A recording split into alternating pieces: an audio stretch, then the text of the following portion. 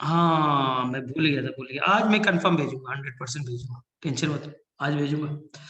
तो वहां पर तुम्हें बस एक लाइन में मैं ये बता रहा हूँ, डिटेल करना उसका लेक्चर, कि कोई बैक्टीरिया है जिसका नाम है एग्रोबैक्टीरियम टूमीफेसियस। बैक्टीरिया का क्या नाम है? एग्रोबैक्टीरियम टूमीफेसियस। इसके अंदर में नॉर्मल उसका अपना जेनेटिक मटेरियल है, डीएनए है, साथ साथ उसका अपना एक प्लाज्मिड है, जिस प्लाज्मिड को कहते हैं टीआई प्लाज्मिड। क्या नाम है? Ti plasmid. बैक्टीरिया का नाम एग्रोबैक्टीरियम टूमीफेसिस, प्लाज्मिड का नाम टीआई प्लाज्मिड। क्यों नाम है सर? क्योंकि ये ट्यूमर कॉज करता है, ट्यूमर इंड्यूसिंग प्लाज्मिड, इसलिए नाम है टीआई प्लाज्मिड। इस टीआई प्लाज्मिड के अंदर में स्पेशल स्पेशल डीएनए का एक सीक्वेंस है, पोर्शन है, ये देखिए ये नीला वाला, इसे कहते हैं टी डीएनए। इसे क्या कहते हैं? T DNA. टी डीएनए नाम का एक स्पेशल सीक्वेंस है, ठीक है। जब ये किसी प्लांट पे अटैक करेगा, मान लीजिए ये कोई प्लांट है, ये आपका कोई प्लांट है, लेकिन बच्चा प्लांट डाइकोट होना चाहिए, मस्ट है। तो ये जब प्लांट के ऊपर अटैक करेगा, मान लीजिए प्लांट का एक सेल है, ये प्लांट का एक सेल है, ये उसका सेल वॉल है, ये उसका न्यूक्लियस है, ये उसका डीएनए, ठीक है। तो ये बैक्टीरिया सबसे पहला बात किस पे अटैक करेगा? डाइकोट पे।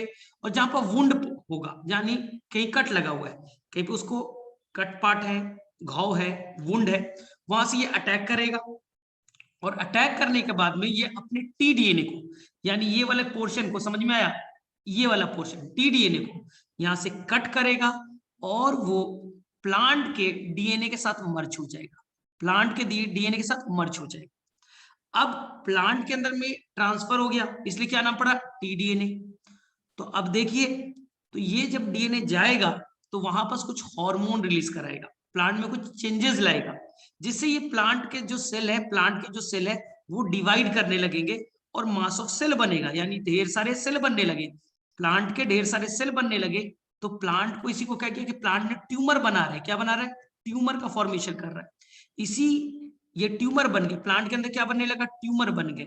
इसी को एनसीईआरटी ने एक नाम दिया, crown gall disease. Crown gall disease. तो प्लांट को भी कैंसर होता है, प्लांट को भी ट्यूमर होता है, इसको नाम क्या दिया? Crown gall. क्रॉन क्या होता है? जो राजा वाला ताज पहनते हैं, क्रॉन सर में लगा रहता है, उसी से रिलेटेड ये एक बीमारी है, मतलब उसी की तरह दिखता है ये ट्यूमर, इसलिए नाम पड़ा क्रॉन गॉल डिजीज। इसी को हम कहते हैं ट्यूमर, कह सकते हैं कैंसर कह सकते हैं, ठीक है। तो इससे, इसी को हम लोग कहते हैं नेचुरल जेनेटिक इंजीनियर। बोले सर क्यों कहा? देखो, तुम्हें अगर प्लांट के अंदर कोई डीएनए डालना था तो उसके लिए क्या करते? सबसे पहले प्लांट का सेल लेते, उसके डीएनए को काटते, फिर फॉरेन डीएनए लेते, फिर उसको वहां से काटते, फिर तुम वेक्टर के हेल्प से जोड़ते, फिर पहुंचाते। तो बड़ा डिफिकल्ट काम था। लेकिन अगर तुम्हें प्लांट के अंदर कोई डीएनए भेजना है तो तुम एग्रोबैक्टीरियम के हेल्प से भेज सकते हो। उसके टीडीएनए में अपना डीएनए डाल दो, बैक्टीरिया अपने डीएनए के साथ साथ तुम्हारा डीएनए भी वहां पहुंचा देगा। तो नेचुरली जो जेनेटिक इंजीनियरिंग आप लैब में करते हो, अपने आप नेचुरल वे में ये बैक्टीरिया कर सकता है, इसलिए इसे क्या कहते हैं? Natural genetic engineer. ये आपके एनसीईआरटी में ऐसा लिखा हुआ होगा, कहीं देखा? आई सर बात एक समझ में? हाँ बोलो। क्वेश्चन है, Ti plasmid of Agrobacterium is disarmed why? क्या क्या, एक मिनट फिर से बोलना। Ti Ti plasmid of, plasmid of Agrobacterium is disarmed why? हाँ अब देखो, अगर मैंने एग्रोबैक्टीरियम से अटैक कराया तो टीआई प्लाज्मिड का वो पोर्शन टीडीएनए कट होगा, प्लांट पे अटैक करेगा, मर्ज हो जाएगा, और प्लांट के अंदर में क्या करेगा? सेल को डिवाइड करेगा, जिससे कि उसके अंदर में बनेगा ट्यूमर या हो जाएगा क्रॉन गॉल। तो प्लांट को नुकसान हो गया। अब बताओ कि मुझे कोई डीएनए भेजना है, तो मैं एग्रोबैक्टीरियम के हेल्प से भेज दूं, लेकिन उससे नुकसान क्या होगा कि प्लांट को भी तो ट्यूमर हो जाएगा, प्लांट को भी कैंसर हो जाएगा, क्रॉन गॉल हो जाएगा, तब तो हमारा नुकसान हो जाएगा। तो क्यों ना ऐसा करें कि हम उस एग्रोबैक्टीरियम के अंदर में जो टीआई प्लाज्मिड है उसके डीएनए, उसके जीन को काट दे, उसके उस जीन को काट दे जिससे वो डिवाइड कर सकता है, जिसके चलते बीमारी कॉज कर सकता है। तो हमने क्या किया? उस टीडीएनए में कुछ स्पेशल जीन को हटा दिया, जिसके चलते वो डिवाइड नहीं कर सकता। आप सेल के अंदर अटैक करेगा तो सेल डिवाइड नहीं करेगा। तो इसी को हमने क्या कहा, उसके आर्म को मैंने हटा दिया, तो अब हो गया डिसआर्म। अब बताओ, अब इस बैक्टीरिया को जब तुम अटैक कराओगे तो क्या प्लांट को बीमारी होगा? उसे gall disease, crown gall disease होगा? क्या उसे ट्यूमर होगा? उसे कैंसर होगा? नहीं होगा। इसलिए इसे कहा डिसआर्म्ड पैथोजेन। यानी वो पैथोजन की तरह काम तो कर रहा था, पहले डिजीज तो कॉज कर रहा था, अब मैंने उसे काट करके हटा दिया तो अब डिजीज करने लायक रहा नहीं, तो नाम पड़ा डिसआर्म्ड पैथोजन। इसलिए मेरा लेक्चर को देख लेना, मैंने पूरा डिटेल से चीज कराया है। हाँ, आज मैं पक्का भेज दूंगा, मैं भूल गया था उस दिन, आज मैं पक्का सारा चीज भेजूंगा, सब कुछ है उसमें, Ti plasmid, TBR 322, blue white selection, insertion inactivation, पूरा चीज है। जहां पर तुम्हें जरूरत पड़ेगा वो पार्ट देख लेना, जो पार्ट डिफिकल्ट लगेगा वो पार्ट को देख लेना। चलो, और किसी को जो कोई डाउट है? वेक्टरलेस वाला जो थर्ड मेथड है इलेक्ट्रोपोरेशन, वो बता दो एक बार। इलेक्ट्रोपोरेशन, ये क्या मैंने किया, ये सेल है, ये न्यूक्लियस है और ये डीएनए, ठीक है। अब मैंने क्या किया, यहाँ पर इलेक्ट्रिक फील्ड अप्लाई किया, ठीक है। नाम में क्या, इलेक्ट्रो, इलेक्ट्रो मतलब इलेक्ट्रिक फील्ड, इलेक्ट्रिक फील्ड देंगे, ये जीन है, ये रेड वाला जीन है, इसको भेजना है। कोई हमने प्लाज्मिड डाला है क्या, कोई वेक्टर है क्या, नहीं है सर, कोई प्लाज्मिड नहीं, कोई वेक्टर नहीं है। अब हमने इलेक्ट्रिक फील्ड अप्लाई करे जिससे कुछ और क्रिएट हो जाएगा और जिसके चलते ये डीएनए अंदर चला जाए। तो हमने कोई वेक्टर यूज किया, कोई प्लाज्मिड यूज किया, नहीं। जैसे हमने क्या किया था, माइक्रो इंजेक्शन, हमने यहाँ से निडल लिया, हमने क्या बोला था आपको कि देखिए यहाँ पास है, ये जीन है, यहाँ पर से आप निडल लीजिए और यहाँ डीएनए को ट्रांसफर कर दीजिए। कोई आपने प्लाज्मिड यूज किया, कोई वेक्टर यूज किया, नहीं, कुछ नहीं सर, डायरेक्टली हमने भेजा। इसी को कहते हैं वेक्टरलेस मेथड। जैसे जीन गन मेथड में डायरेक्टली भेजा था, वेक्टरलेस है ना। तो मैं भेज दूंगा, आज लिंक भेज दूंगा, आज पक्का भेज दूंगा, आ जाएगा, सारा चीज उसमें रहेगा। चलो, और किसी को कोई डाउट है, फटाफट बोलो सभी लोग, मैं भेज दूंगा, आज भेज दूंगा पक्का वाला। चलो, क्या हम लोग चले इकोलॉजी में? और सर मुझे एप्लीकेशन वाले में से सर ये वाला जीन थेरेपी का जो लास्ट का पैराग्राफ है ना सर, उसमें डाउट है। अरे बोलो, लाइन बोलो, क्या है वो जीन थेरेपी को बोला है? The functional ADA cDNA using a retroviral vector is then introduced in the lymphocyte. Sir ये वाला पैराग्राफ। अरे मान लो कि तुम्हें बीमारी है, देखो सिंपल, तुम्हें वो बीमारी थी, तुम्हारा जीन खराब था, हमने तुम्हारे अंदर से वो सेल निकाल लिया, कौन सा सेल, लिम्फोसाइट, भाई WBC तुम्हारा निकाल लिया, जिसके अंदर जीन खराब था, इसलिए तुम्हारा WBC इमैच्योर थे, इम्यून सिस्टम तुम्हारा वीक था।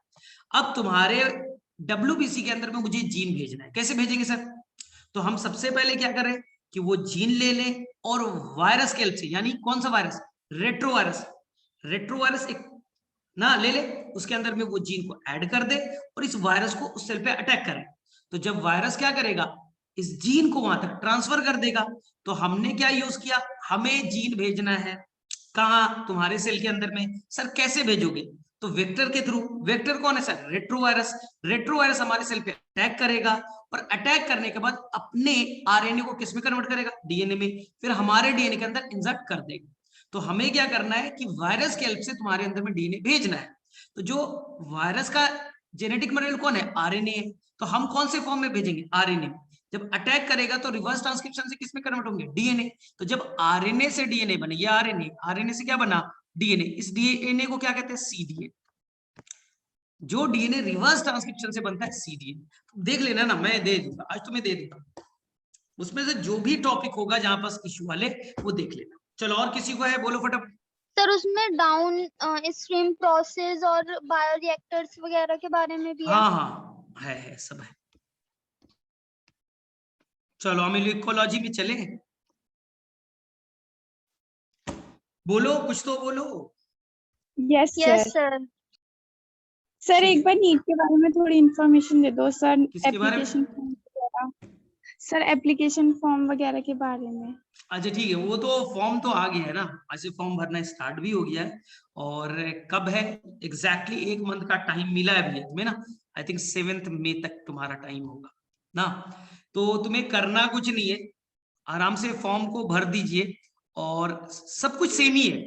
बस इस बार एक चेंज हुआ है कि 20 मिनट्स एक्स्ट्रा मिलेंगे। पहले 3 आवर का पेपर होता था, अब 3 आवर 20 मिनट्स का पेपर होगा। क्योंकि 20 में होता गया था कि वो सब बबल्स करने में या साइन करने में, कई बार साइन करने थे, बहुत सारे चीजें होता था, तो ये उसमें 20 मिनट 30 मिनट्स निकल जाते थे बच्चों। तो बच्चों ने कंप्लेन किया कि सर 3 घंटे का एग्जाम होता है, 20-25 मिनट तो ऐसे ही लॉस हो जाते हैं। तो उन्होंने 20 मिनट एक्स्ट्रा कर दिए हैं। तो अब तुम्हारा पेपर 3 घंटे 20 मिनट का होगा।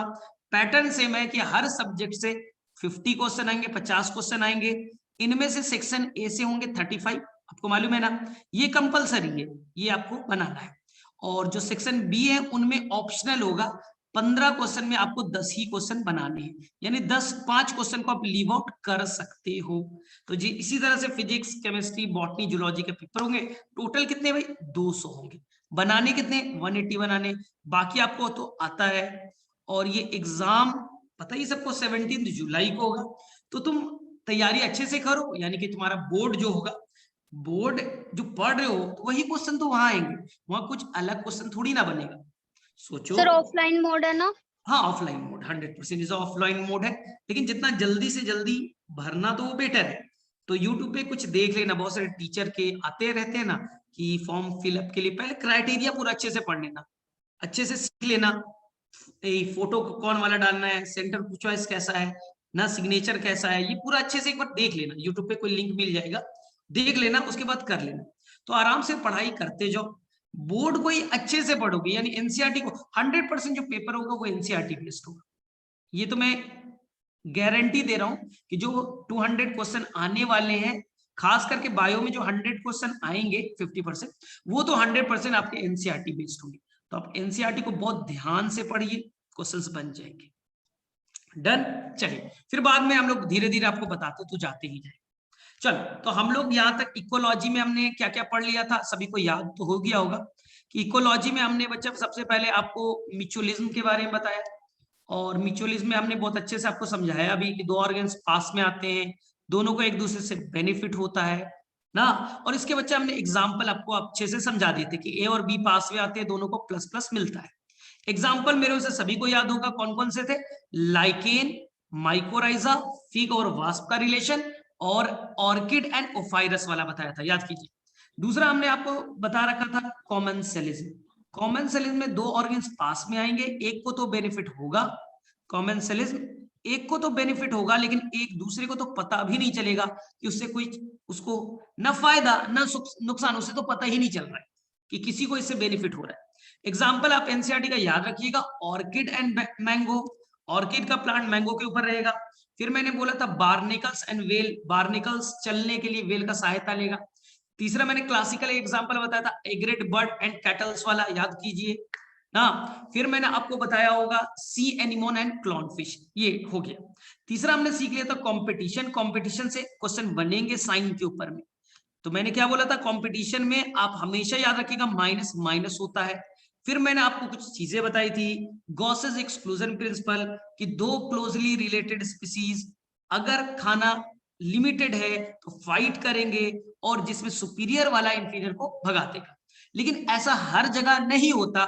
एक हमारे साइंटिस्ट थे मैक आर्थर, उन्होंने बोला कि जरूरी नहीं है कि हर जगह कंपटीशन हो ही, कई बार ऐसा भी देखा गया कि वो स्पीसीज साथ में कोएग्जिस्ट करते, साथ में रह लेते हैं। जैसे उन्होंने वार्बलर बर्ड का एग्जांपल देकर के समझाया था कि एक प्लांट है जिसमें 5 बर्ड्स रहते हैं, और पांचों बर्ड्स जो स्पीसीज अलग अलग स्पीसीज के हैं वो साथ में कोएग्जिस्ट करते हैं।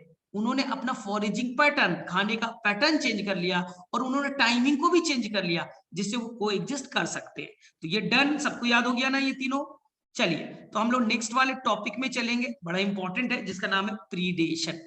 देखिए प्रीडेशन, देखिए प्रीडेशन का मतलब क्या होता है? शिकार ना। तो एनसीईआरटी कहता है कि जैसे ही प्रीडेशन वर्ड आता है तो आपके दिमाग में एक इमेज बन जाता है। प्रीडेशन जैसे ही आता है तो इमेज बनता है कि एक टाइगर है, बड़ा मजबूत सा टाइगर है, ठीक है, जिसको हम कहते हैं बच्चा प्रीडेटर। टाइगर आएगा और वो सबसे पहले बच्चा डियर को पकड़ेगा। डियर क्या है बच्चा? प्रे, एक कमजोर सा है बच्चा, प्रे पकड़ेगा, उसको मर्द गर्दन को मरोड़ देगा, यानी उसे क्या करेगा बच्चा? किल करेगा, और उसके बाद में उसे ईट कर लेगा। तो प्रीडेशन में होने वाली ये 3 चीज, पहले पकड़िए, कैच, पकड़ो, दूसरा है बच्चा उसे कीजिए किल, और उसके बाद में ईट।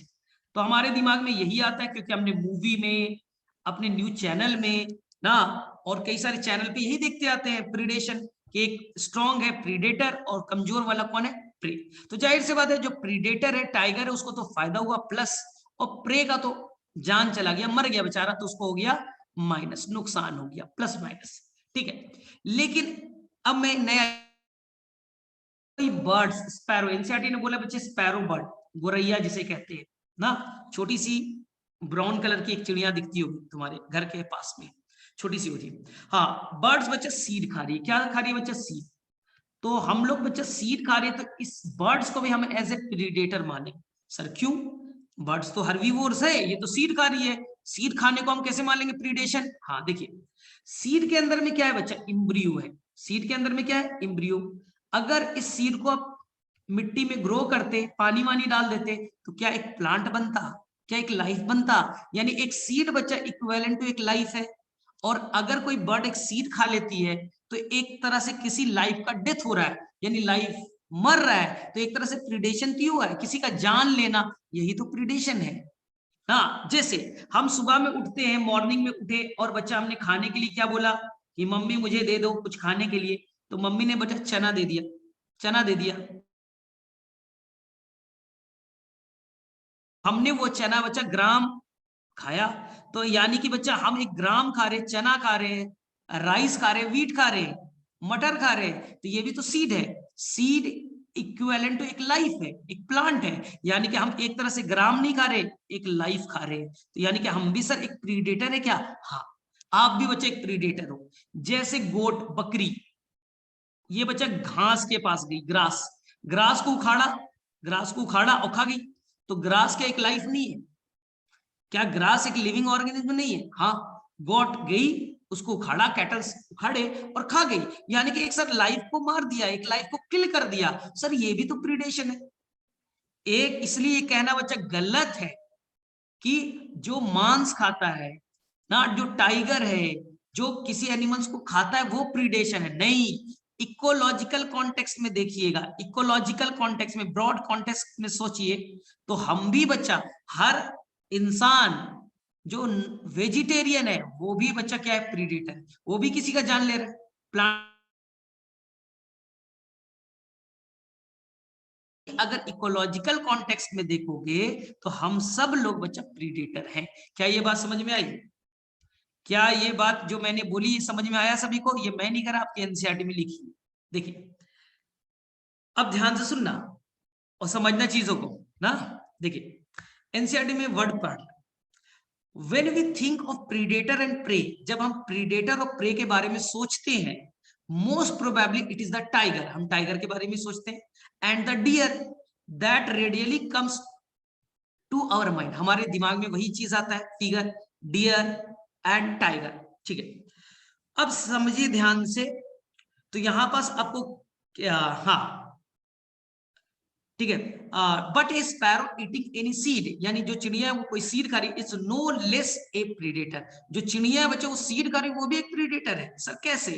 बोला एक लाइफ मार रही है, एक लाइफ का अंत हो रहा है। ऑल दो एनिमल ईटिंग प्लांट, यानी जो कैटल्स घास खा रहे हैं, आर कैटेगोराइज, उसे भी कैटेगोराइज किया जा सकता है सेपरेटली एज हर्बीवोर्स, हम उसे हर्बीवोर्स कहते हैं। दे आर इन,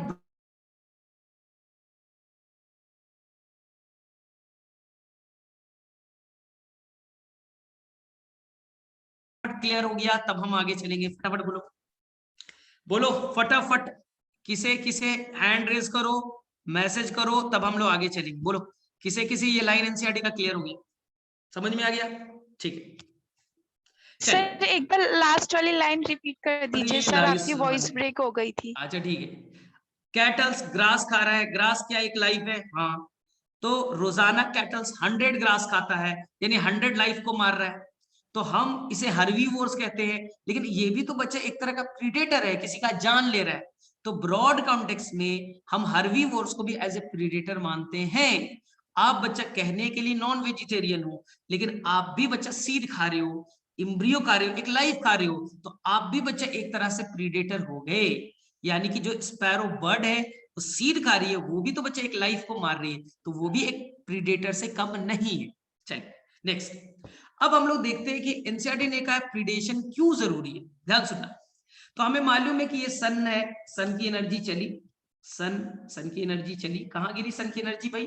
प्लांट पे।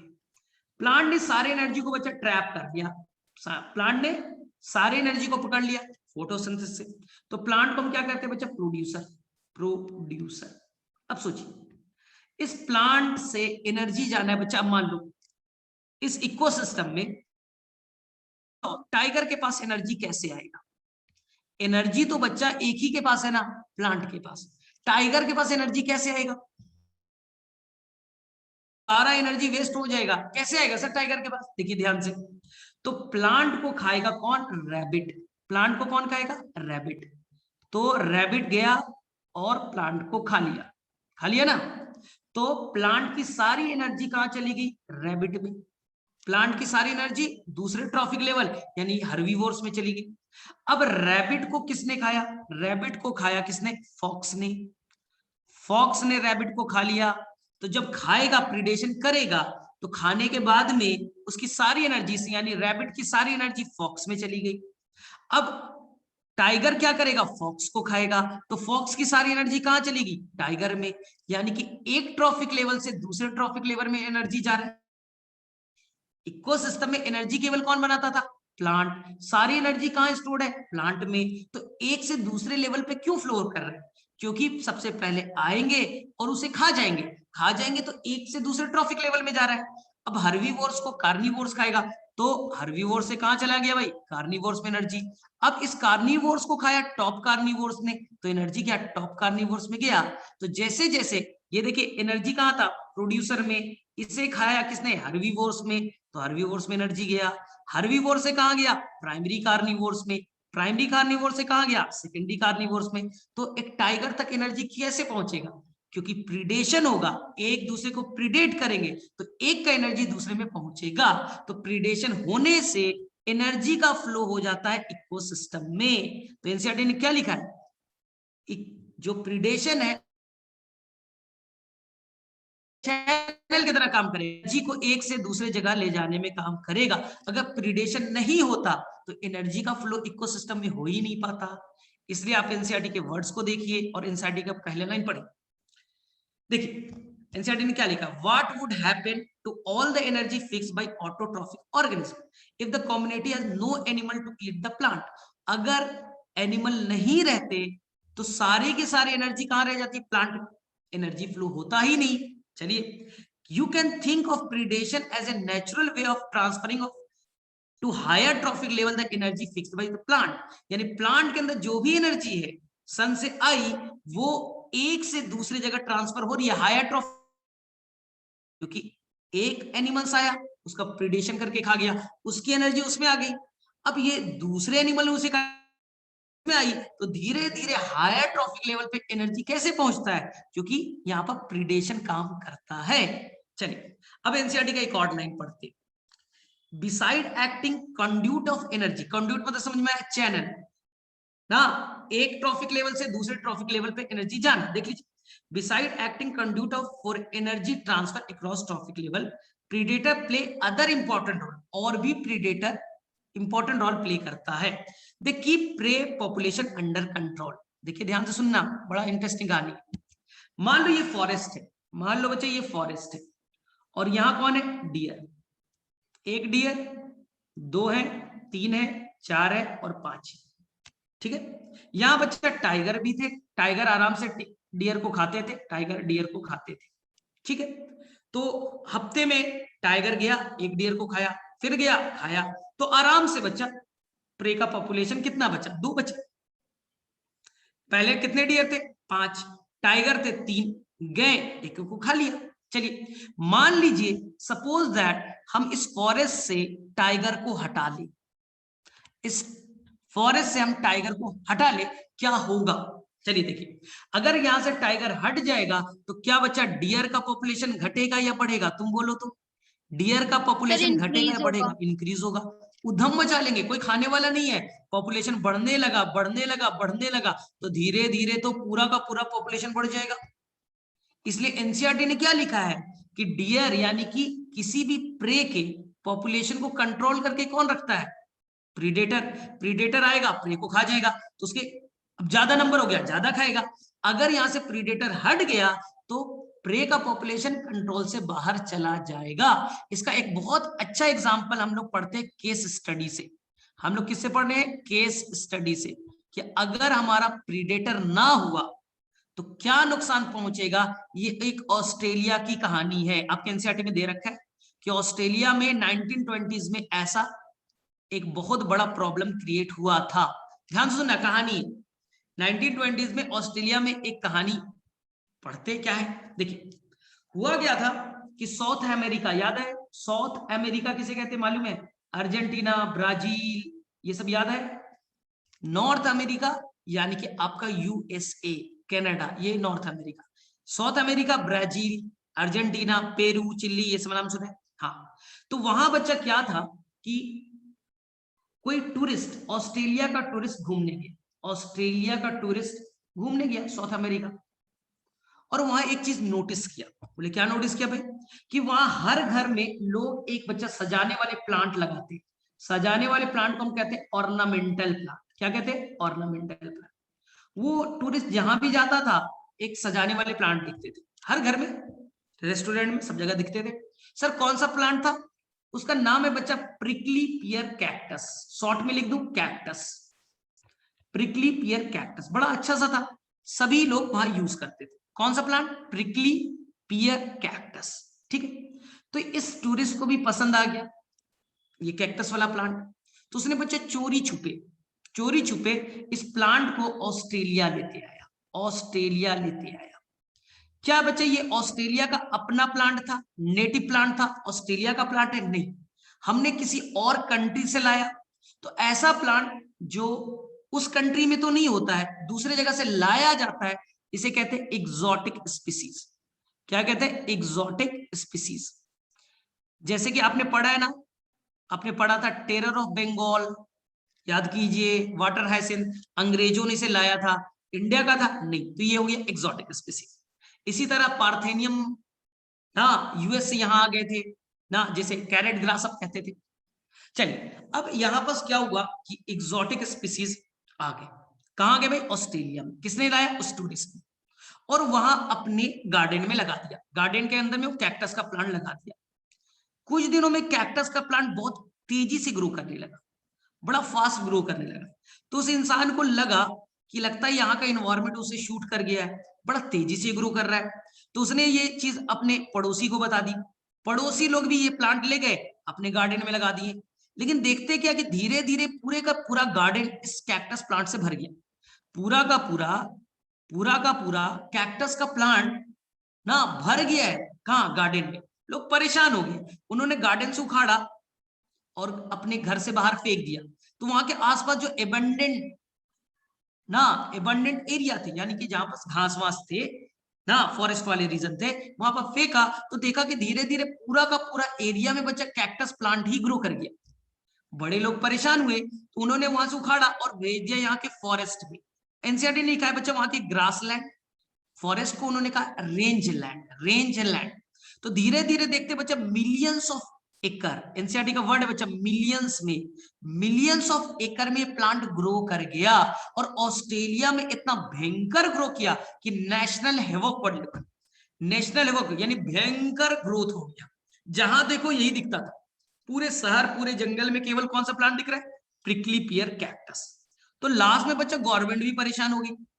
गवर्नमेंट ने बुलाया भाई इकोलॉजिस्ट को, भाई चक्कर क्या है, ये कौन सा प्लांट आ गया है भाई जो पूरे के पूरे लाखों मिलियंस एरिया में फैलता चला जा रहा है, चक्कर क्या है? तो जब इकोलॉजिस्ट यानी साइंटिस्ट लोगों ने उसके डिस्कस किया, तो उन्होंने बोला कि देखिए ये प्लांट एक तो ऑस्ट्रेलिया का नहीं है, यानी ये एग्जॉटिक स्पीसीज है, ये नेटिव नहीं। क्या है बच्चा? नेटिव नहीं है, एग्जॉटिक है। तो पूछा कहाँ का प्लांट है भाई? तो हमें मालूम है साउथ अमेरिका का है। तो लोगों ने पूछा कि साउथ अमेरिका में भी ये प्लांट बहुत ज्यादा ग्रो करता है, नेशनल है वो है, मिलियंस एरिया में ग्रो करता है? बोले नहीं, वहां तो ये पॉट में ही ग्रो करता है, वो तो घर में ऑर्नामेंटल प्लांट ही है, छोटे से पॉट में ग्रो करता है। तो बोला कि आखिर ऑस्ट्रेलिया में क्यों ग्रो कर रहा है? क्या यहाँ का इन्वायरमेंट पसंद आ गया, यहाँ का हैबिटेट पसंद आ गया, यहाँ उसे अच्छा लग रहा है भाई? आखिर रीजन क्या है? न्यूट्रिएंट ज्यादा है, क्या रीजन है कि ऑस्ट्रेलिया में ये प्लांट प्रॉब्लम कर रहा है जबकि साउथ अमेरिका में तो इसे का कोई प्रॉब्लम नहीं है भाई? तो आखिर रीजन क्या है? तो ध्यान से सुनिएगा, इन्होंने बोला बड़ा सिंपल सा रीजन है। प्रॉब्लम ये है कि साउथ अमेरिका में ये अंडर कंट्रोल है। क्यों? क्योंकि ये प्रिकली पियर जो कैक्टस है, ये क्या है? प्लांट है। इसको खाने वाला एक प्रीडेटर है जिसका नाम है मोथ्स, प्रिकली पियर मोथ्स। मोथ्स क्या है बच्चा, इंसेक्ट्स है, वो इसको फीड करता है, इसको खाता है और खा करके इसके नंबर को कंट्रोल रखता है, इसलिए वहां इसका नंबर बढ़ नहीं पाया। आपने गलती से ऑस्ट्रेलिया प्लांट तो लेते आए, लेकिन इसका नेचुरल प्रीडेटर लाया नहीं, जो इस पे फीड करता था, इसको खाता था, तो वह लाया ही नहीं आपने। तो धीरे धीरे इनका नंबर कंट्रोल से बाहर हो गया, पूरा नंबर इंक्रीज हो गया। क्यों? क्योंकि इसका प्रीडेटर यहाँ एब्सेंट है, मोस्ट तो है नहीं। तो बोला गया भाई उपाय बताओ क्या करें हम लोग। बोले कुछ नहीं मत कीजिए, आप वहां से नेटिव स्पीसीज से, यानी नेटिव जगह से, वहां से इसके प्रीडेटर को लेते आइए। किसको? प्रिकली पियर मोथ्स को, इंसेक्ट्स को लेते आइए और यहां ला करके छोड़ दीजिए। तो कुछ दिनों में देखा गया कि धीरे धीरे ये फिर से पूरे के जो पूरे कैक्टस थे, पूरी की तरह जो ग्रो कर गए थे, नेशनल हेवॉक बन गए थे, पूरी तरह से खत्म हो गए, नैरो रेंज में, छोटे से वापस से कम एरिया में ही बचे। क्यों? यानी इससे पता चलता है कि अगर प्रीडेटर हट गया तो जो प्रे का पॉपुलेशन कंट्रोल से बाहर हो जाएगा, तबाही मचा देंगे। लेकिन जैसे ही मैंने प्रीडेटर लाया तो प्रे का नंबर क्या हो गया, अंडर कंट्रोल आ गए। तो ऑस्ट्रेलिया ने ये प्रॉब्लम सॉल्व कर लिया जो 1920s में हुआ था। बताओ किसे किसे ये कहानी समझ में आ गई, फटाफट बोलो तो, हैंड रेज करो। Yes, किसे sir. किसे खत्म आ गया? Yes, sir. तो चलिए हम पढ़ते हैं।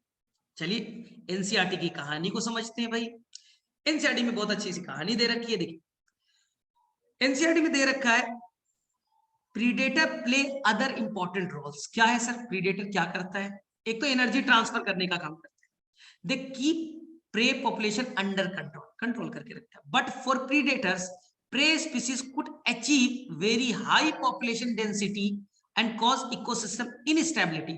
अगर तुमने प्रीडेटर को हटाया तो प्रे का पॉपुलेशन अपनी मैक्सिमम डेंसिटी में, यानी मैक्सिमम कैपेसिटी में बढ़ जाएगा और ये इकोसिस्टम को इनस्टेबल कर देगा, जिसे डियर कर देगा, कोई भी रैबिट कर देगा, फॉक्स कर देगा, अगर यहां से प्रीडेटर को हटा दिया गया तो सर कैसे करें? देखिए व्हेन सर्टेन एक्सोटिक स्पीसीज, जैसे मैंने ऑस्ट्रेलिया में एक प्लांट लगा दिया, अमेरिका वाला प्लांट, ऑस्ट्रेलिया में exotic species are introduce in a geographical area, they become invasive, वो ग्रो करने लगे एंड स्टार्ट स्प्रेडिंग फास्ट, तेजी से स्प्रेड होने लगे। And because the invaded land does not have it's natural predators, वह प्रीडेटर तो था नहीं इसका।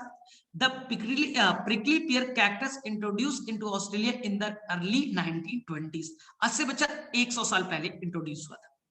कॉज ए हैवोक, हैवोक मतलब बच्चा डिजास्टर, अब सोच भी नहीं सकते कितना ज्यादा स्प्रेड हुआ। By spreading rapidly into millions, millions समझ में आ रहा है, लाखों of hectare of rangeland, rangeland मतलब फॉरेस्ट को उन्होंने कह दिया। फाइनली द इन्वेसिव कैक्टस, जो हमने वहां ला करके कैक्टस को ग्रो किया था, वाज ब्रॉट अंडर कंट्रोल, वो कंट्रोल में कैसे आया? Only after a cactus feeding predator, जब हमने उसके नेचुरल प्रीडेटर को इंट्रोड्यूस किया, मोथ को लाया, प्रे के पॉपुलेशन को कंट्रोल कर लिया फ्रॉम इट्स नेचुरल हैबिटेट, यानी साउथ अमेरिका से जब लाया गया तो was introduce into the country. अब बताओ किसे किसे ये पूरा लाइन एनसीईआरटी का क्लियर हो गया? 100%। सर प्रेडिटर मतलब एक दूसरे पे दबाव रखना, जैसे एक एनिमल दूसरे को खा जाता है। प्रीडेटर मतलब खा जाता है तो उसके नंबर तो घट जाएंगे, तो एक तरह से उसके नंबर को घटा, प्रे बढ़ रहा है तो प्रीडेटर ज्यादा खाएगा ना। जैसे मैं बता रहा हूँ तुम्हारे घर में बेटा चूहे ज्यादा हो जाए तो बिल्ली का नंबर बढ़ जाएगा, अगर मतलब बिल्ली हटा दिया चूहे कितना कितना ज्यादा बढ़ जाएंगे, बहुत ज्यादा बढ़ जाएंगे। तो चूहे के पॉपुलेशन को कंट्रोल करना, बिल्ली को डाल दो, बिल्ली खाते जाएगी, चूहे का पॉपुलेशन कंट्रोल होगा। चलिए तो एनसीईआरटी ने एक वर्ड एक बार इस पैराग्राफ की फर्स्ट लाइन बता दो। कौन सा फर्स्ट लाइन था? कहां पर है first line? Conduit of energy, besides acting as, yes sir. अरे ट्रॉफिक लेवल क्या होता है? सबसे पहले खाना कहाँ होता है? एनर्जी का है प्रोड्यूसर में, उसे कौन खाएगा? Primary consumer. उसे कौन खाएगा? Secondary consumer. उसे कौन खाएगा? Top consumer. तो मुझे बताओ टॉप कंज्यूमर तक एनर्जी कैसे जाएगी?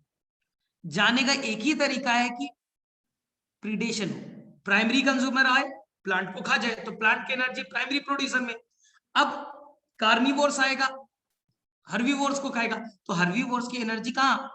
कार्निवोर्स में। टाइगर कार्निवोर्स को खाएगा तो कार्निवोर्स की एनर्जी कहाँ होगी? टाइगर में चली गई। तो एक ट्रॉफिक से लास्ट ट्रॉफिक लेवल तक एनर्जी कैसे पहुंचेगा इकोसिस्टम में? एक ही तरीका है कि आप प्रीडेशन कीजिए, खा जाइए, खाएंगे तभी तो मेरे अंदर आए।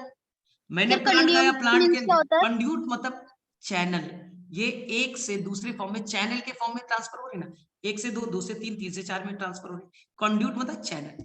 चल अब और सर इन्वेडेड लैंड, इन्वेसिव, जो लैंड एरिया था वहां पर इसका लार्ज अमाउंट में ग्रो किया, वो बहुत तेजी से डिवाइड करने, तेजी से ग्रो करने लगे।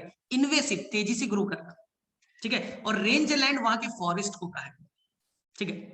चलिए अब उन्होंने कहा है बायोलॉजिकल कंट्रोल। अब एनसीईआरटी ने एक वर्ड यूज किया है बायोलॉजिकल कंट्रोल में भी प्रीडेशन का बड़ा इंपॉर्टेंट रोल है। सर बहुत आसान सी कहानी से बता रहा हूं।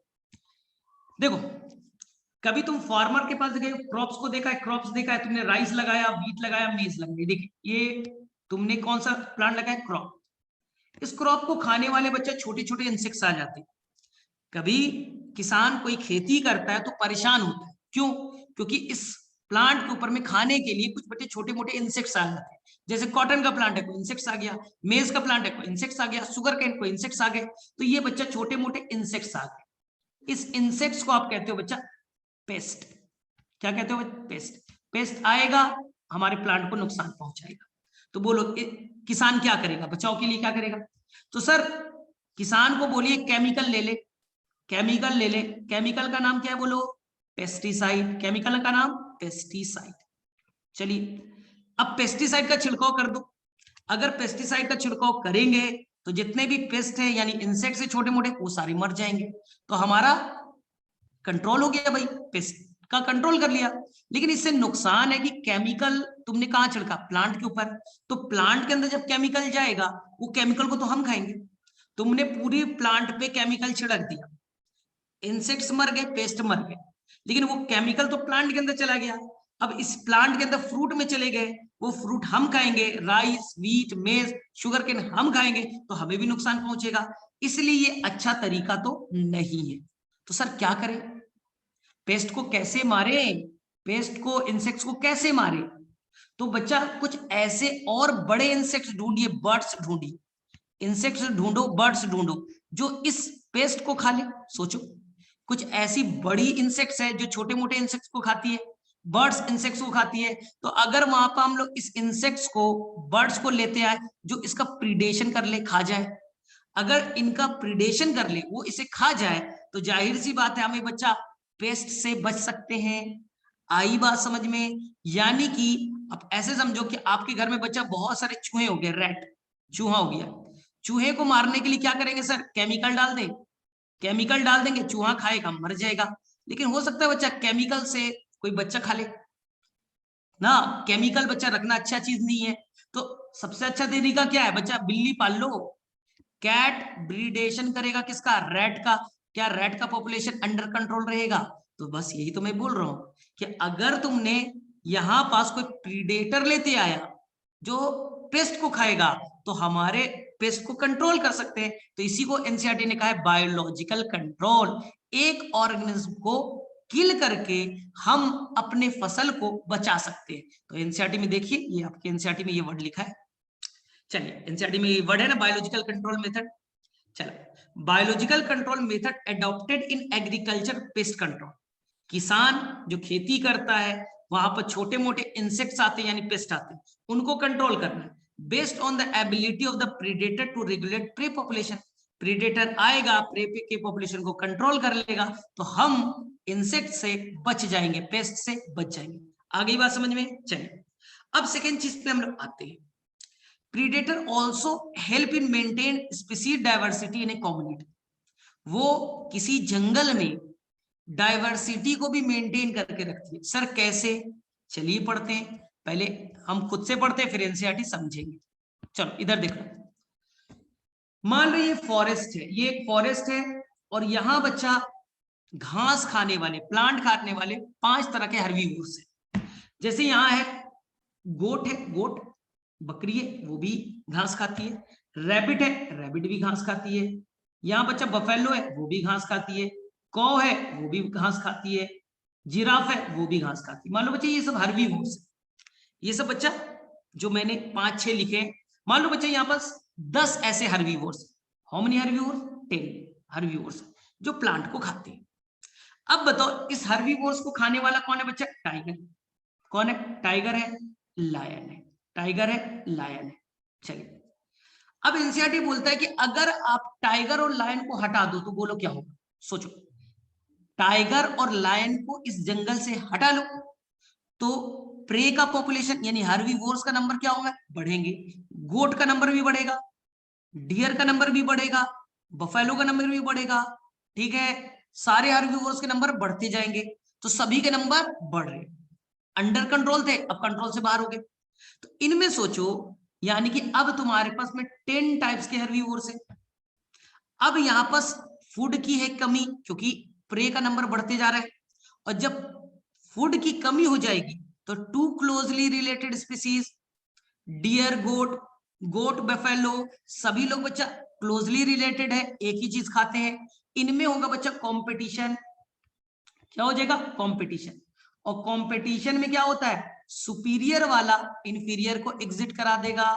यानी कि मान लो बच्चा डियर का पॉपुलेशन खत्म हो गए, क्यों? गोट उससे ज्यादा सुपीरियर था। कुछ दिनों में मान लो बफेलो खत्म हो गए, कुछ दिन में क्या हो गए भाई?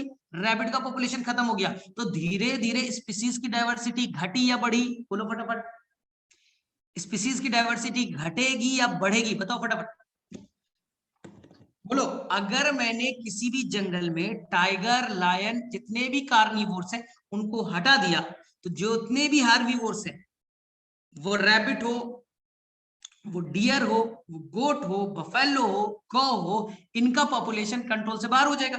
तो अलग अलग स्पीसीज के नंबर बढ़ने लगे। फूड की है कमी तो क्या आपस में कंपटीशन करेंगे, और कंपटीशन का क्या रूल है कि जो सुपीरियर है इंफीरियर को एग्जिट कर देगा। तो कुछ दिनों में हो सकते हैं कि यहां पास से 10 स्पीसीज में से 4 स्पीसीज का लॉस हो जाए, लेकिन वो तो टाइगर रहने के चलते ये सुपीरियर वाले को कंट्रोल करके रखा था। जिसका नंबर बढ़ रहा है उसको खा रहा है, जिसका नंबर बढ़ा खा गया। तो ये डाइवर्सिटी को मेंटेन करके रखता था। मान लो डियर का नंबर 2 है, गोट का नंबर 5 है, बफेलो का नंबर 20 है, क्योंकि वो सुपीरियर है। तो टाइगर जब भी खाएगा बफेलो को खाएगा, तो बफेलो को खा रहा है तो कंपटीशन को बढ़ने का मौका नहीं दे रहा है क्योंकि उसके नंबर को रोक करके रखा है। तो इससे डाइवर्सिटी मेंटेन है। इसलिए हम एक केस स्टडी पढ़ते हैं, तब समझ में आएगा। हमने एक पढ़ा केस स्टडी। चलिए कहां से? तो हम स्कॉटलैंड में पढ़े। हाँ, ये एनसीईआरटी में दे रखा है, केस स्टडी समझते हैं पहले। देखिए एनसीईआरटी में बोला रॉकी इंटरटाइडल जोन क्या है, छोड़ दो, कॉन्सेप्ट को समझो। समुद्र के किनारे, पैसिफिक ओशन उसके किनारे पे, उसके कोस्टल एरिया में, मान लो बच्चा यहाँ पर 1 2 3 4 5 6 7 8 9 और 10 टाइप्स के इनवर्टिब्रेट्स हैं। कितने तरह के भाई? 10 नहीं मान लेते, चलो भाई 11 12 मान लो बच्चा 30 टाइप्स के। टोटल कितने तरह के इनवर्टिब्रेट्स? 30 तरह के। बोले ठीक। अब देखिए यहां पास एक इनका प्रीडेटर होता है। ये सब क्या है भाई? इनवर्टिब्रेट्स है। इनको खाने वाला एक प्रीडेटर है जिसका नाम है पिजेस्टर, पी फॉर पिजेस्टर। सर पिजेस्टर क्या होता है? स्टारफिश होते हैं। पिजेस्टर क्या है भाई? स्टारफिश। अब पिजेस्टर जब मौका मिले 1 को खाए, 2 को, 3 को खा रहा है। चलिए साइंटिस्ट ने क्या किया, यहां से इस पिजेस्टर को रिमूव कर लिया, सारे पिजेस्टर को यहां से हटा दिया। जितने भी प्रीडेटर थे एक्सपेरिमेंट करने के नाम पे सारा का सारा हटा दिया। मुझे बताओ टोटल नंबर ऑफ इनवर्टिब्रेट्स कितने थे? 30। अगर यहां से प्रीडेटर हट जाएगा तो यहां पर प्रे का पॉपुलेशन बढ़ेगा घटेगा? सर सभी का बढ़ेगा। सभी को कौन खाता था? पिजेस्टर। सभी का नंबर बढ़ने लगा। जब नंबर बढ़ेगा तो फूड की कमी होगी, फूड की कमी होगी तो आपस में कंपटीशन करेंगे, और कंपटीशन करेंगे तो सुपीरियर वाला ग्रो कर जाएगा, इंफीरियर एग्जिट हो जाएगा। तो उन्होंने देखा बच्चा विद इन ए ईयर, 1 साल के अंदर यहां 10 इनवर्टिब्रेट स्पीसीज खत्म हो गए हमेशा के लिए। क्यों? क्योंकि पिजेस्टर सभी को खा करके अंडर कंट्रोल रखता था, स्पीसीज की डाइवर्सिटी को मेंटेन रखता था। डोमिनेंट हो, सुपीरियर हो, इंफीरियर हो, नंबर को मेंटेन करके रखा है। जैसे ही मैंने पिजेस्टर को हटाया तो यहाँ पर फूड की कमी होगी क्योंकि प्रे का नंबर बढ़ने लगा। तो यहाँ पर कंपटीशन स्टार्ट हो गए, और कंपटीशन में क्या होता है? सुपीरियर वाला इंफीरियर को खत्म कर देता है। तो धीरे धीरे जो इंफीरियर स्पीसीज थे वो खत्म होने लगे तो विधि ने ये 10 टाइप्स के स्पीसीज का हमेशा के लिए लॉस हो गया।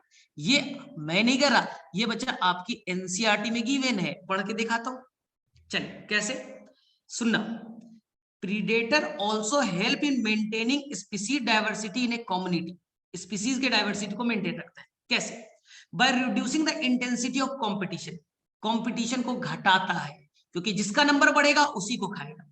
नंबर बढ़ा, खा गया तो कंपटीशन घट गए। ठीक है। In the rocky intertidal community of the American Pacific coast, America के एक साइड कौन है? अटलांटिक ओशन, एक तरफ कौन है? Pacific ocean. तो पैसिफिक ओशन पे देखा गया, ठीक है, कि वहां पास एक स्टार फिश है जिसका नाम क्या है? Pisaster, is a important predator, उस एरिया का सबसे इंपॉर्टेंट प्रीडेटर है।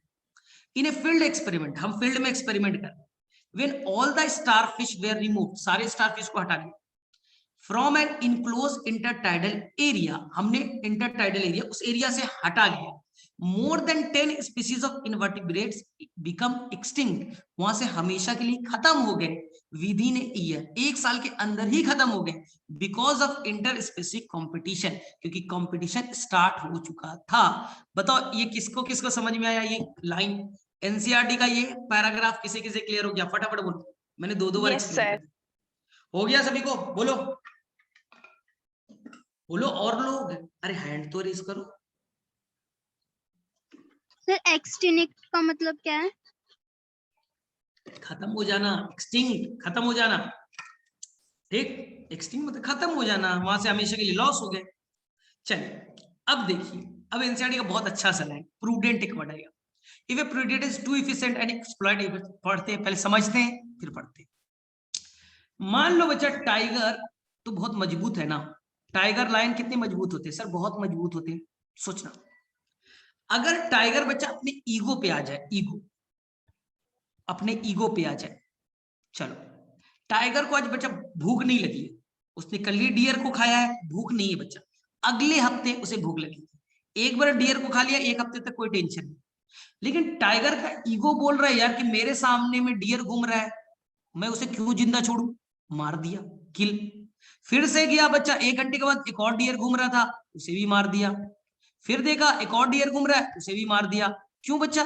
उसे लगा मैं तो सुपीरियर हूं, मैं तो ताकतवर हूं, और मेरा ईगो है कि मेरे सामने में छोटा मोटा हर्बीवोर्स प्रे कैसे चलेगा भाई, तो इन्हें डियर को मारना स्टार्ट कर दिया।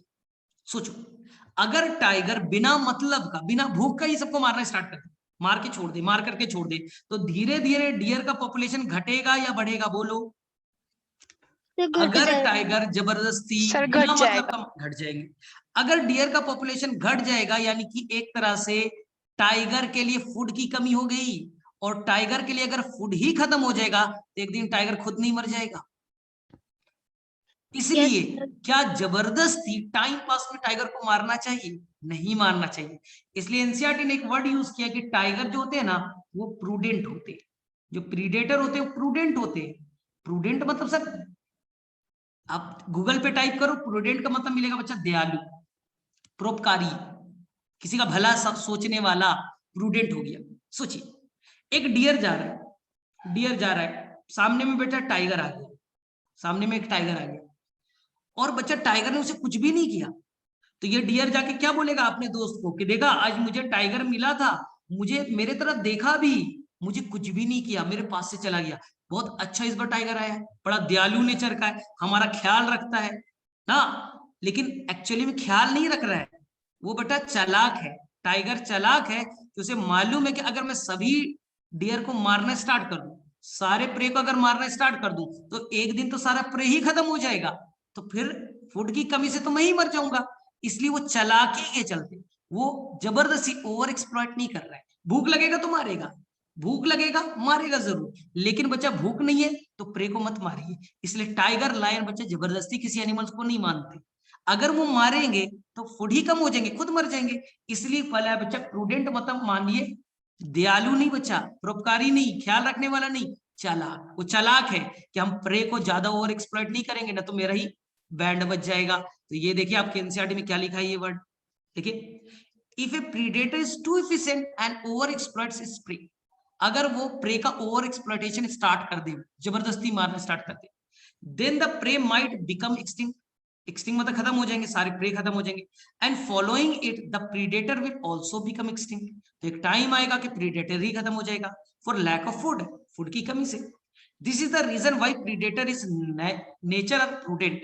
अब प्रूडेंट का मतलब समझ में आया बेटा, वो जानबूझ के नहीं मार, वो मालूम है कि हमें चालाकी दिखा रहा है, हम मार देंगे तो खुद मर जाएंगे, इसलिए मारेंगे नहीं, ठीक है। This is the reason why predator and nature prudent, prey species have evolve various defence to nature. क्या यहाँ तक चीजें क्लियर आ गई? ये लाइन समझ में आ गया सभी को? फटाफट बताओ। और सर Prudent समझ में आ गया? कॉन्स्पिकस का मतलब क्या होता है? किसका? कॉन्स्पिकस। कॉन्स्पिकुअस मतलब वेल डेवलप। कहां पास आ गया तुम्हारा कॉन्स्पिकुअस? यहाँ पर कहां पर आ गया भाई कॉन्स्पिकुअस? ये मैंने चैप्टर में था। हाँ, तो कॉन्स्पिकुअस मैंने बोला भी था, वो था तुम्हारे एनाटॉमी में, वेल डेवलप। चलिए अब मुझे बताओ सर मुझे एक बार हाँ रॉकी इंटरटाइडल वाला बता दो रॉकी प्लीज। इंटरटाइडल वाला। अरे मैंने क्या बोला, किसी एरिया में, किसी एक ओशन में 30 टाइप्स के इनवर्टिब्रेट्स हैं। नहीं सर, मुझे बस ये लाइन नहीं समझ आई। कौन सा लाइन? बोलो, लाइन पढ़ के बताओ। इन द रॉकी इंटरटाइडल कम्युनिटी, बस इतना। अच्छा, अमेरिका नाम सुना है? बगल में ओशन है, नाम सुना है? Pacific ocean. पैसिफिक ओशन के किनारे वाले जो पहाड़ वाले रीजन होंगे, तो वहां पर बताइए, जब ओशन तेज बहाव चलेगा तो आपको आता है ना एक लो टाइड, कम बहाव आया तो लो टाइड, ज्यादा बहाव से पानी बहा तो high tide. Low tide high tide आपको समझ में आता है? कम बहाव आया लो टाइड, हाई टाइड। इन दो टाइड के बीच में ज्यादा आएगा तो 30 मीटर तक जाएगा पानी, कम आएगा तो 10 मीटर तक जाएगा। इन दो टाइड के बीच में जो जोन है, इंटरटाइडल जोन। अब बात समझ में आई? ठीक है, तो इसी इंटरटाइडल जोन में बहुत सारे वर्टिब्रेट्स रहते थे, और उनको खाने वाला कौन था? पिजेस्टर। और पिजेस्टर सबको खाते रहता था, तो सुपीरियर वाले का जैसे ही नंबर बढ़े उनको खा जाता था, तो ये नंबर को मेंटेन रखता था। इनको अगर हटा देंगे तो क्या होगा? सभी का नंबर बढ़ेगा, कंपटीशन स्टार्ट हो गए, और कंपटीशन में सुपीरियर इंफीरियर को खत्म कर देगा। चलिए अब मुझे बताना ध्यान से, ये मुझे बताओ, अगर कोई प्रीडेटर किसी प्रे को खाना चाहता है तो क्या उसे प्रे वेलकम करेगा या अपना डिफेंस करेगा? ध्यान से बताना। सर डिफेंस करेगा। डिफेंस करेगा। मतलब तुम प्रे हो और तुम्हें टाइगर खाने वाला, तुम बोलोगे भैया आ जाइए, बहुत मजा आ रहा है, मुझे खाइए, आपका टेस्ट बढ़ेगा, ऐसा बोलोगे क्या? नहीं। क्या अपना डिफेंस करोगे? क्या करोगे डिफेंस में? बोलो सर उसे मारेंगे। उसे मारेंगे। प्लांट कैसे मार सकता है? नहीं मार सकता। सर प्लांट क्या करेगा? भाग भी नहीं सकता। तो प्लांट बड़े बड़े कांटे तो बना सकते हो। अभी गोट, बफेलो, रैबिट खाने आएगा तो बड़े बड़े कांटे तो बना लो, कांटा चुभेगा, खाएगा नहीं। तो प्लांट ने अपने आप को बचाने के लिए एक तरीका क्या निकाला? थॉर्न्स बना लिए, मॉर्फोलॉजिकल। आया बात समझ में? तो एनसीईआरटी में क्या लिखा है? अपने आप को बचाने का क्या तरीका है? बड़े बड़े थॉर्न्स बना लीजिए, मॉर्फोलॉजिकल डिफेंस। चलिए, तुमने मेढक देखा है? बोले हाँ सर देखा है। मेढक कैसे कलर का होता है? सर मिट्टी विट्टी कलर का दिखता है। क्यों? अगर बेटा मेढक रेड कलर का दिखता, व्हाइट कलर का दिखता, तो उसको प्रीडेटर आसानी से ढूंढ लेता।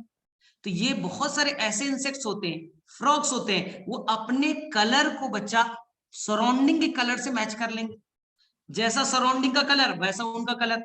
लीफ का कलर हरा तो इंसेक्ट्स का भी कलर हरा, प्रीडेटर पहचान ही नहीं पाएगा। तो आप लोग क्या करो, सराउंडिंग के कलर से ब्लेंड हो जाओ। जैसा सराउंडिंग वैसे मैं पहन लूं तो सामने वाला मुझे पहचान ही नहीं पाएगा। इंडियन आर्मी के कपड़े, अगर बेटा इंडियन आर्मी के कपड़े रेड कलर के होते तो एनिमी, दुश्मन तो आसानी से पहचान लेता दूर से ही। तो इन्होंने कपड़ा ऐसा बना लिया जैसे मिट्टी का कलर है, कि घास का कलर है, कि अगर मैं कहीं पर लेट भी जाऊं, सो भी जाऊं, तो मुझे एनिमी को लगेगा कि ये तो ग्रास है, ये तो मिट्टी है। तो हम लोग कैसा कपड़ा बनाते हैं आर्मी का, जिससे कि उसका मिट्टी का कलर, लीफ का कलर, घास के कलर से मैच हो जाए। तो बहुत सारे एनिमल्स भी अपने बचाव में ऐसा ही करते हैं। उन्होंने अपने कलर को ऐसा बना लिया कि वो लगेगा मिट्टी के कलर का है, लीफ के कलर का है, जिससे कि प्रेडेटर से पहचान ही नहीं पाएगा।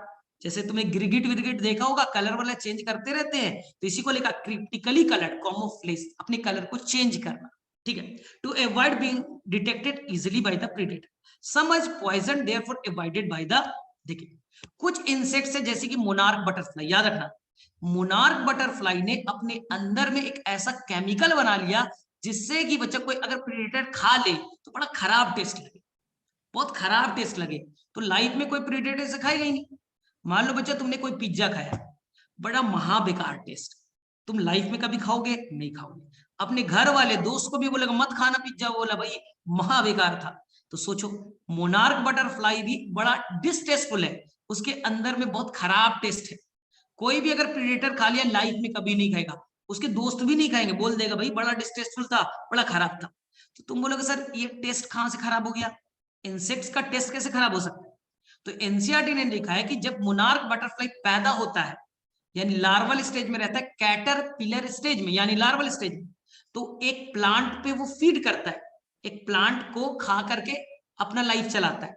इस प्लांट से ही वो पॉइजन उसके अंदर में गेन हो जाता है, उसके अंदर में ये केमिकल उसी दौरान में गेन हो जाता है, जैसे उसके बॉडी में क्या हो गया, पॉइजन से भर गए, केमिकल से भर गया। अब कोई भी प्रीडेटर खाएगा टेस्ट बड़ा खराब लगेगा, कोई इसे खाना पसंद नहीं करेगा। तो पढ़ रहा हूं एनसीईआरटी का, the monarch butterfly is highly distasteful to its predator.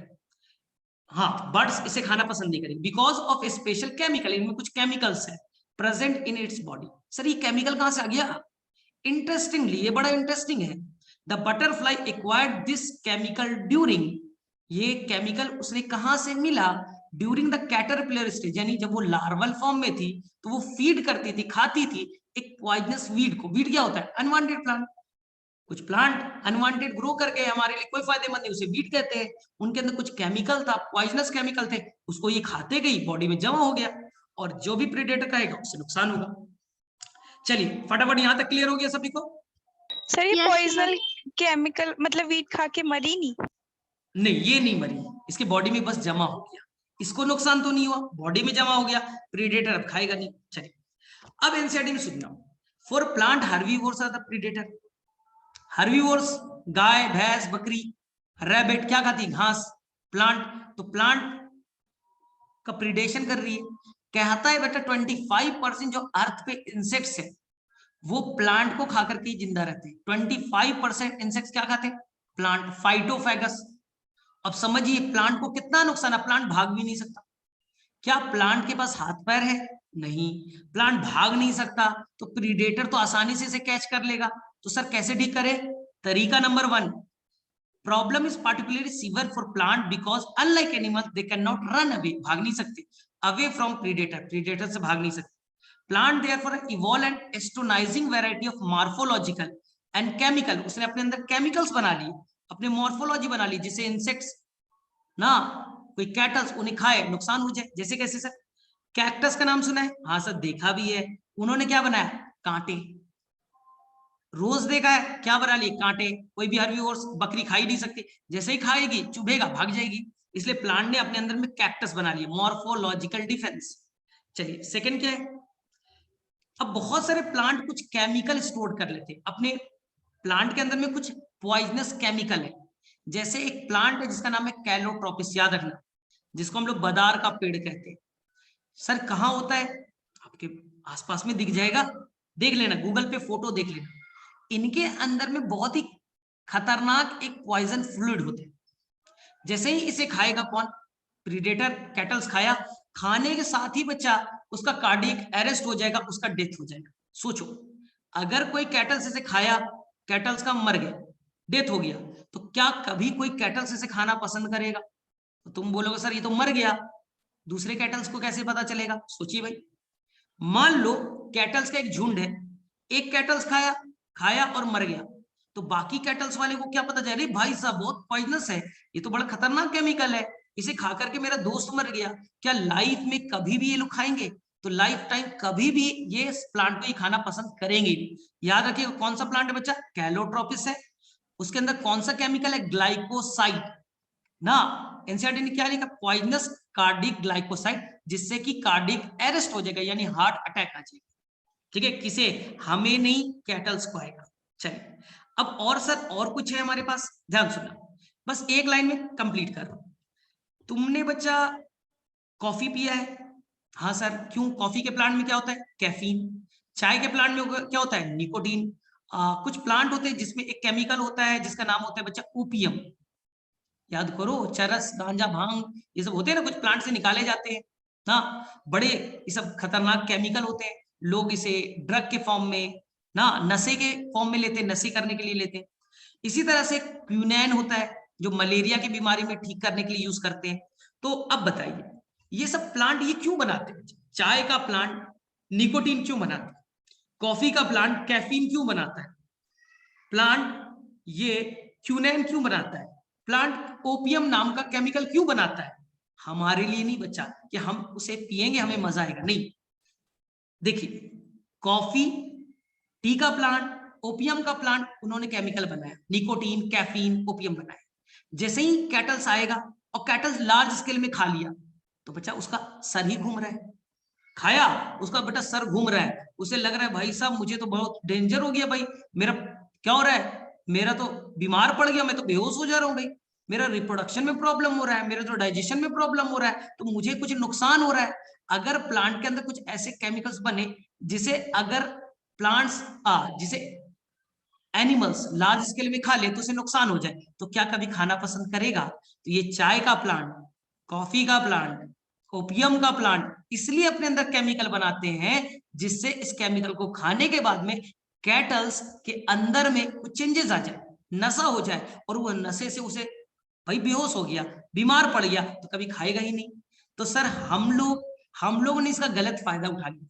हमें पता चला अरे इस प्लांट में निकोटीन है, चलो लो भाई इसको लार्ज स्केल में ग्रो कराते हैं, निकोटीन निकाल के बेचेंगे। चाय की खेती स्टार्ट कर दी हमने, कॉफी की खेती स्टार्ट कर दी हमने, ओपियम की खेती स्टार्ट कर दी नशे के लिए। लेकिन ये क्यों प्लांट बनाते थे? अपने डिफेंस के लिए बनाते थे कि हर्बीवोर्स खाए और उसे नुकसान हो। अब बताओ किसे किसे क्लियर हो गया? अब समझ में आया? सर जो तुम्हारे मैथ फायदे के लिए नहीं है। बटरफ्लाई है, हाँ जब बोलो, हाँ उसको कोई बोलो। खाएगा नहीं तो फिर उसकी जो मतलब पॉपुलेशन है वो इंक्रीज नहीं हो जाएगी? अरे हो जाएगा, ठीक है, लेकिन अपने आप का डिफेंस कर रहा है, ठीक है, और कोई प्रीडेटर होगा कम अमाउंट में खाएगा, हाँ ग्रो करेगा, कोई और उसका प्रीडेटर होगा, अपना डिफेंस कैसे करे? अपना डिफेंस कैसे करे? सर मान लो उसका पॉपुलेशन बड़ा स्लो रेट से बढ़ता है, तो कोई टेंशन नहीं, स्लो रेट से बढ़ रहा है। चलो यहां तक सभी को क्लियर है? फटाफट बोलो। यस देख सर। लीजिए एनसीईआरटी में लिखा है कि Yes, wide variety of chemicals substances that we extract from plant, हम लोग एक्सट्रैक्ट करते हैं अपने फायदे के लिए। ऑन ए कमर्शियल स्केल हम लोग लार्ज स्केल में ग्रो कराते, चाय की खेती, कॉफी की खेती कराते। Nicotine, caffeine, quinine, strychnine, opium are produced by them actually, किस लिए? वो डिफेंस था किसके अगेंस्ट में? हर्बीवोर्स, ग्रेजर्स के अगेंस्ट में, जो ब्राउजिंग करता है, जो ग्रेजिंग करता है, उनके लिए ये क्या था भाई? तो ये थे उनके डिफेंस करने के लिए। आगे बात समझ में? ब्रोजिंग एंड ग्रेजिंग का मतलब अरे बता दो। ग्रेजिंग एंड ब्रोजर कुछ नहीं करना है, तो आप देखोगे कि कोई मुंह बंद नीचे करके खाना खाते हैं ना, गाय भैंस बकरी ऐसे खाती है, मुंह को नीचे करके खाती है, रैबिट वैबिट ऐसे करके खाते हैं, तो जो मुंह झुका करके खाए तो उसी को हम लोग कुछ कहते हैं इसे ब्राउजर, एक को कुछ कहते हैं ग्रेजर, ये इंग्लिश का मीनिंग है, लिख लेना ग्रेजर एंड ब्राउजर। वही मुंह उठाकर ऐसे खाना या ऐसे करके खाए। मैं गया, जैसे कैमल है, जैसे जिराफ है, लीफ को ऐसे खाती है, ऊपर मुंह उठा करके खाती है, और कोई मुंह झुका करके खाती है, यही डिफरेंस है ना, तो यही डिफरेंस है। चलो यहां तक कर लोगे सभी लोग? सर। Yes sir. हाँ बोलो। सर डिफेंस भी बता दो एक बार, डिफेंस का मतलब। डिफेंस बता, अपना बचाओ। अरे प्लांट अपना बचाओ कैसे करेगा बताओ? हर्बीवोर्स, गाय भैंस बकरी खाना चाहती है, प्लांट अपना डिफेंस कैसे करे, अपना बचाव कैसे करे? बचाओ नंबर 1, कांटे कांटे निकाल बना लो, के। एक तरीका। भाग नहीं सकते तो अपने अंदर केमिकल बनाओ, कैलोट्रोपिन ने केमिकल बनाया, कार्डिक ग्लाइकोसाइड, खाओगे बेटा मर जाओगे, हार्ट अटैक हो जाएगा, मर जाओगे। दूसरा, इसलिए कोई प्लांट एनिमल्स खाएगा नहीं। तीसरा, हम लोग केमिकल बनाएंगे, निकोटीन, ओपियम बनाएंगे। मान लो ओपियम आया, कैटल्स खाया, बेटा सर घूमने लगा, जिंदगी में कभी खाएगा क्या? कभी खाएगा क्या? नहीं खाएगा। खूब निकोटीन खा रहा है, खूब निकोटीन खा रहा है, मान लो बच्चा उसको प्रॉब्लम हो गया, उसको प्रॉब्लम हो गया। अरे हम तो कम अमाउंट में खा रहे ना, दिन भर चाय पीते रहो, दिन भर चाय पीते रहो, क्या प्रॉब्लम तुम्हें होगा? हाँ सर नींद नहीं आएगी, दिन भर चाय पी रहे नींद नहीं आएगी, तो एनिमल को थोड़ी ना मालूम है यार इसमें निकोटीन है कि क्या है, खाते जा रहा है खाते जा रहा है, मालूम बेटा हफ्ते दिनों तक नींद ही नहीं आ रहा है, प्रॉब्लम होने लगा। तो अपने आप को कैसे बचाए? ऐसे केमिकल्स बनाइए जिसको खाएगा और उसे नुकसान होगा। ठीक है, हो गए? और सर हाँ सर हर लेवल पर एनर्जी सेम रहती है हर ट्रॉपिक लेवल पर? नहीं, 10% लो, पढ़ा है ना, मैं पढ़ाऊंगा। हर लेवल पे जाने पे 10% से एनर्जी रिड्यूस हो जाएगी। हर लेवल पे जाने पे एनर्जी का लेवल 10% से घट जाता है। आई बात समझ में? यस। चलिए ठीक है फिर। तो अगले क्लास में हम लोग देखो एक पैरासाइट बचा, आसानी से पढ़ लेना। पैरासाइट बचा बहुत आसान है, जल्दी से करेंगे। मेन हमें पढ़ना है पॉपुलेशन वाला ग्रोथ मॉडल, जे shape, S shape, expanding, exponential, ये ना डिफिकल्ट। हमारा मेन काम तो हम लोग स्लो चल रहे हैं, ये वाला पढ़ना है। ये राजा वाला कहानी है, जो राजा वाला कहानी दे रखा है, तो ये सब पढ़ना है हमें ना। तो ये सब हमें पढ़ना है, ग्रोथ मॉडल, एक्सपोनेंशियल, ये वाला, फिर ये सब पढ़ना है। तो अगले क्लास में हम लोग ये पॉपुलेशन वाला कंप्लीट करेंगे। तो थोड़ा सा पढ़ के आइएगा। हाँ लिंक में 100%। और सर एक और चीज, हाँ बोलो। सर जो पार्थिनियम ग्रास है सर, उसका कोई नेचुरल प्रेडेटर नहीं है अभी तक? नेचुरल प्रेडेटर नहीं है, वो ग्रास है, खा जाती होगी हम। अरे मेन उनका नंबर बहुत तेजी से बढ़ता है ना। हार्बीवोर्स खाता होगा, गोट खाते होंगे, लेकिन उनका नंबर बहुत तेजी से बढ़ रहा है, तो अंडर कंट्रोल नहीं कर पा रहे। ठीक है, चलो। अच्छा तो ओके सर, ठीक है, नेक्स्ट में हम थैंक यू लोग इसे सर। करेंगे। चलो ठीक है, बाय बाय।